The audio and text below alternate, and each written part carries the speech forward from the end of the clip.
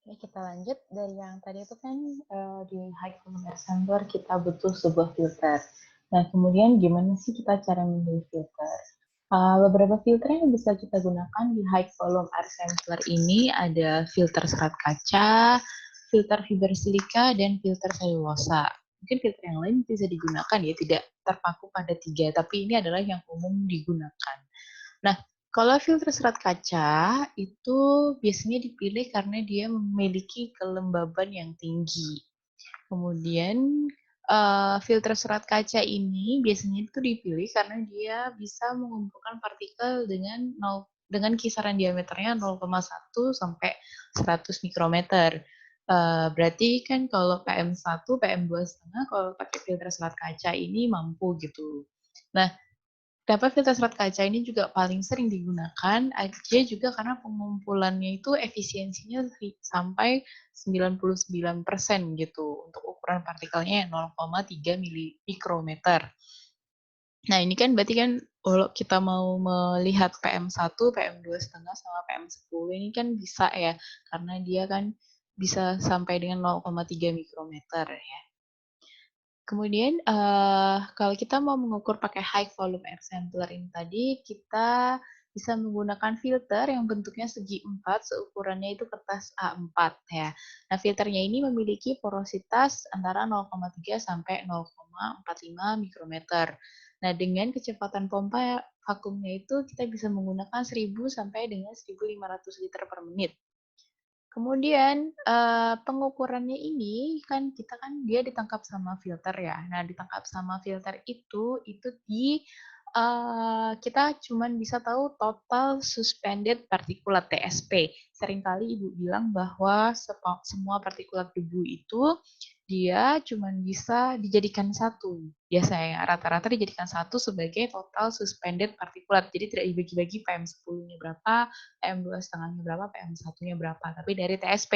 Nah, dari TSP ini bisa dilihat, bisa menggunakan lagi rumus yang lain gitu untuk mengetahui PM1-nya berapa, PM10-nya berapa gitu.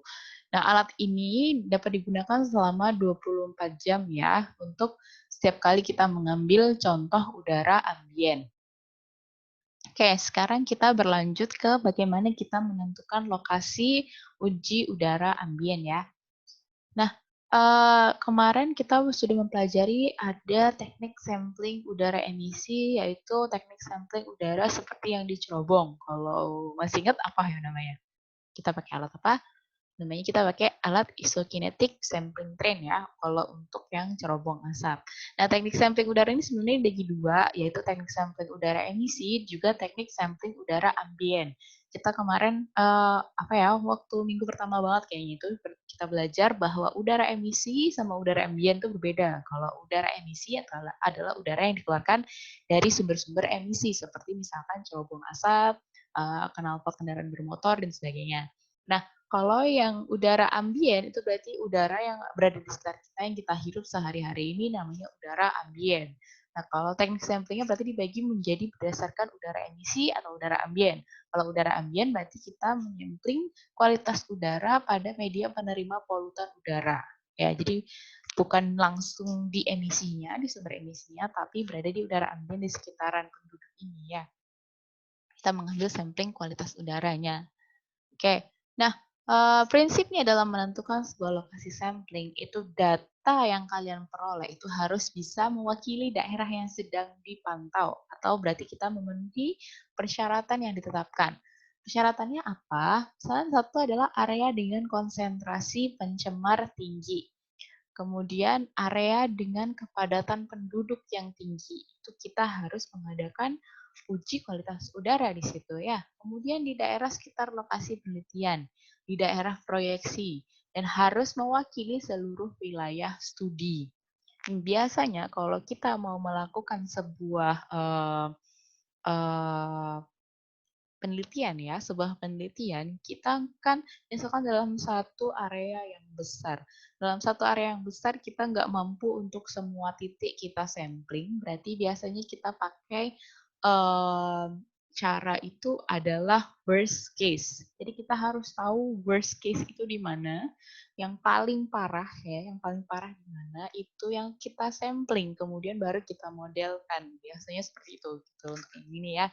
Nah, karena dia worst case kan berarti itu aja sudah paling parah gitu, paling buruk. Berarti kan dia bisa mewakili seluruh wilayah studi kan kalau kalau memang itu adalah titik yang di mana titik yang paling parah gitu. Oke, nah titik pemantauan kualitas udara ambien itu harus juga mempertimbangkan faktor meteorologi, yaitu misalkan arah dan kecepatan angin. Misal nih ya, kalau kita ini berada di utara, PLTU di tengah. Misal waktu beberapa hari adalah dalam 1 bulan April misalkan, dalam 1 bulan April kecepatan arah angin yang dominan adalah menuju arah utara. Terus kalian samplingin di selatan. Itu sama aja bohong. Ya, kalian sama aja bohong. Orang selatan yang nggak ke bawah arah angin kan ya, yang ke bawah arah angin kan yang di utara. Berarti mau nggak mau yang kena dengan yang kena imbasnya dari polutan udara itu ya utara lah, ya nggak mungkin kan kita nyemplung selatan. Makanya itu berarti kita harus tahu arah dan kecepatan anginnya. Kemudian faktor geografi atau topografi, misalkan nih dia berbukit-bukit atau enggak. Kalau dia berbukit-bukit, yang di daerah cekungan itu yang paling rentan terhadap polusi udara. Karena kalau di daerah cekungan dan diapit sama gunung, dia itu bisa tercipta lapisan inversi. Nah, kalau sudah tercipta lapisan inversi, itu bahaya karena udaranya nggak akan bisa tembus ke atmosfer. Kalau udara nggak bisa tembus atmosfer, berarti dia tidak mengalami dispersi, dispersinya atau dispersinya lebih kurang, sehingga konsentrasi pencemarnya semakin tinggi, lebih tinggi di daerah itu. Ya, kemudian kita harus tahu tata guna lahannya. Lahan itu dipakai untuk apa, seperti itu ya. Oke. Kemudian kita persyaratan pemilihan lokasi pengambilan contoh uji. Kita harus menghindari tempat yang dapat merubah konsentrasi akibat adanya absorpsi dan atau adsorpsi. Kemarin absorpsi sama adsorpsi bedanya apa yo? Ya bedanya apa? Bisa dibuka lagi ya. Kalau absorpsi ini bukan soal permukaan atau diserap secara umum ya. Kalau absorpsi berarti secara kimia, adsorpsi secara fisika ya. Hindari di mana tempat di mana ada pengganggu kimia terhadap pencemar yang diukur akan dapat terjadi. Kemudian menghindari tempat di mana pengganggu fisika dapat menghasilkan suatu hasil yang mengganggu pada saat mengukur. Ya. Kemudian kita harus meletakkan peralatan di daerah dengan gedung atau bangunan yang rendah dan saling berjauhan ya. Jangan yang ditutup sama banyak gedung, jangan ya. Jika pemantauannya bersifat kontinu, maka pemilihan lokasi harus mempertimbangkan perubahan kondisi pada masa datang.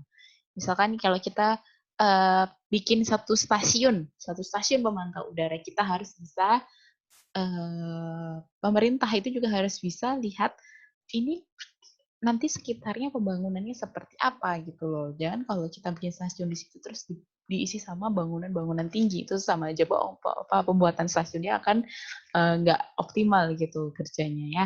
Oke, kita lanjut ke part 3 ya.